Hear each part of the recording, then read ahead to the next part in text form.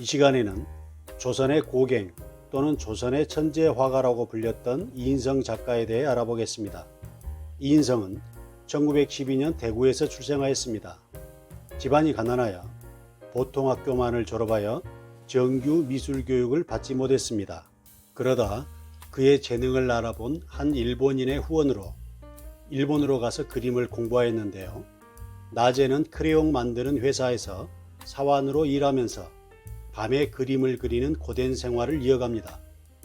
이와 같이 이인성은 경제적인 이유로 그 작품에는 상대적으로 비싼 유화 물감으로 그린 작품보다는 비교적 저렴한 수채화로 그린 작품이 많습니다. 이인성은 그의 짧은 인생 동안 하늘이 준 타고난 재능을 최대로 연소시킨 작가입니다. 20대의 약관의 나이에 당시 조선인 화가의 등용문이었던 조선미술전람회에서 6회 연속 특선을 하여 천재로 이름을 날렸습니다. 즉 이인성은 화단에 등단하자마자 화단의 정점에 올라 한 시대의 미술계를 풍미했던 작가입니다. 일제강점기 시절 조선의 보물로 불린 세 사람이 있었는데요. 바로 마라톤 금메달리스트 손기정, 무용가 최승희, 그리고 이인성 작가였습니다.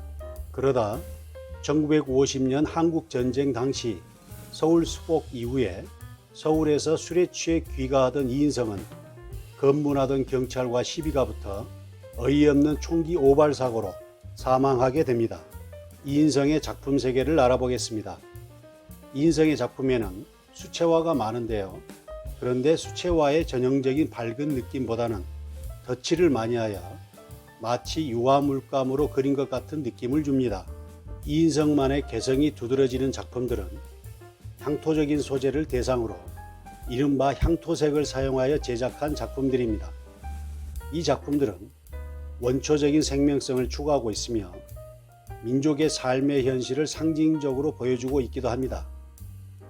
즉 서구 화단의 일방적인 수용이 아니라 서양화를 통해 우리의 삶의 현실을 표현해낸 작가입니다. 반면 이인성은 이른바 향토색 논쟁의 중심에 서기도 하였습니다. 당시 일본은 조선을 묘사할 때 가난한 농촌을 그리기를 바랐으며 따라서 그의 대표적인 작품인 경주의 상곡에서는 이와 같은 일본의 지침을 잘 따랐다는 평가도 있습니다. 이인성의 작품 몇 가지를 살펴보겠습니다. 먼저 카이유라는 작품입니다. 카이유는 카라라는 꽃의 일본식 발음입니다. 이 작품은 조선미술전람회 입선작으로서 일본 황실이 보관하다가 어떤 신하에게 주었고 그 후손들이 보관하고 있던 것을 국립현대미술관이 찾아내어 1998년 국내로 들여오게 되었습니다. 이것은 이인성의 초기 작품으로서 수채화 특유의 밝은 톤이 아니라 마치 유화작품 같은 짙은 색을 보이고 있으며 수직의 꽃병과 수평의 책상이 서로 조화를 이루어 안정적인 구도를 보이고 있습니다. 다음은 경주의 상곡에서라는 작품입니다. 먼저 대지의 붉은 색채가 원시적인 느낌을 주네요. 뒤에 첨성대가 그려져 있고 소년의 발 아래에 깨진 전통 기와장이 그려져 있어 장소가 경주임을 보여주고 있습니다. 또한 소년들이 윗옷을 벗고 있어 열대지방 사람인 것 같은 이색적인 느낌을 주고 있습니다. 다른 한편으로 이 작품은 과연 조선의 정체성을 표현한 작품인지 아니면 일본의 지침을 잘 따라 그린 작품인지에 대한 논쟁의 중심에 선 작품이기도 합니다. 즉 작품의 붉은 황토색은 우리나라의 황토를 잘 표현했다는 평이 있으나 한편으로는 나무도 심지 못해 민둥산인 조선의 산을 표현했다는 평이 있기도 합니다. 저는 이와 관련하여 제 의견을 말하고 싶지는 않습니다. 다만 이 작품에 대해 이인성 작가 스스로가 표현한 말로 대신하고자 합니다.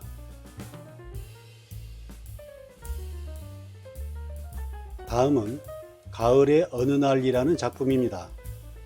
마치 폴 고갱의 타히티의 여인들을 떠올리게 하는 작품이기도 합니다. 이인성은 풍경과 인물을 결합한 구성화를 조선 화단에 최초로 도입하였는데요. 이 작품은 한국 최초의 구상 풍경화로 평가되는 작품입니다. 가을 들녘을 배경으로 여인과 소녀가 화면 중심에 자리하고 있습니다. 이인성 이전에 그려진 여러 풍경화에서는 자연이 중심이 되고 인물은 배경의 일부로 처리되곤 하였으나 이인성은 이 작품에서 인물을 그림의 주인공으로 삼는 독창적인 구도를 보이고 있습니다. 다음은 아리랑 고개라는 작품입니다. 아리랑 고개는 현재 서울시 성북구에 위치한 고개로서 춘사 나운기의 영화 아리랑이 촬영된 장소이기도 합니다. 이 작품은 폴 세잔의 영향을 받은 것으로 보여지기도 합니다. 즉 집들이 기하학적인 모습을 보이고 있고 산은 상트 빅투아르 산을 연상시키기도 합니다. 마지막으로 해당화라는 작품입니다.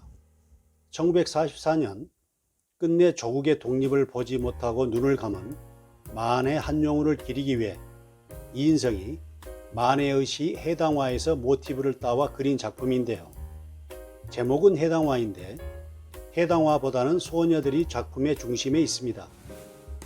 해당화는 5월 6월경에 피는 꽃인데도 소녀들은 아직도 두꺼운 옷을 입고 추위를 느끼는 듯 합니다. 바로 이 작품은 일제의 흉폭함이 극에 달했던 1944년에 제작한 작품이기 때문입니다. 이인성 작가가 불의의 사고를 당하지 않고 계속 작품 활동을 해왔다면 오늘날 우리는 좀 더 많은 그의 작품을 감상할 수 있었을 텐데 하는 아쉬움이 있습니다. 이런 아쉬움 때문에 대구광역시에서는 이인성 미술상을 제정하여 매년 역량 있는 작가들에게 이 상을 수여하고 있습니다. 서울 중랑구에 위치한 망우리 역사문화공원에 이인성의 묘가 있습니다. 이 공원은 산책하기에도 그만입니다. 관심 있으신 분들은 산책을 겸해서 이인성 작가의 묘소도 들러보시는 것도 좋을 것 같습니다. 감사합니다.